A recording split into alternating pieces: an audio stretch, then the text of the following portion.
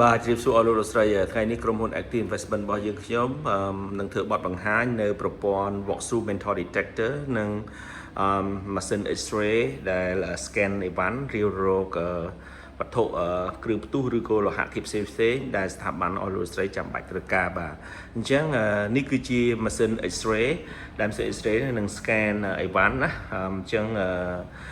លោកស្រីត្រូវការបំពាក់នៅក្នុងស្ថាប័នសូមតាក់ទងមកក្រុមហ៊ុនយើងខ្ញុំបាទហើយនេះគឺជាម៉ាស៊ីន Walkthrough Metal Detector អញ្ចឹងនៅពេលដែលយើងដាក់អីវ៉ាន់ចូលក្នុងម៉ាស៊ីន X-ray ហើយយើងដើរទៅបើសិនជាមានវត្ថុអីដែលមិនទាន់ដាក់ចូលនៅក្នុង X-ray នេះវានឹងឲ្យសញ្ញាឮទៀតបាទអញ្ចឹងឧទាហរណ៍បាទអូខេដាក់ចូលអញ្ចឹងយើង scan អីវ៉ាន់អញ្ចឹងយើងដឹងថានៅក្នុង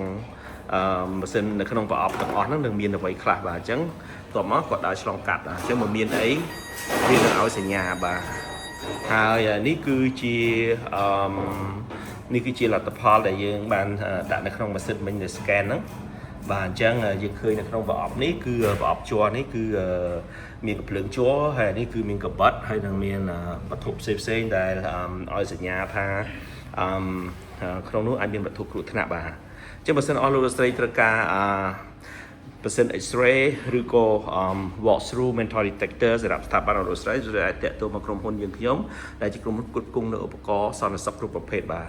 សូមអរគុណសូមជម្រាបលា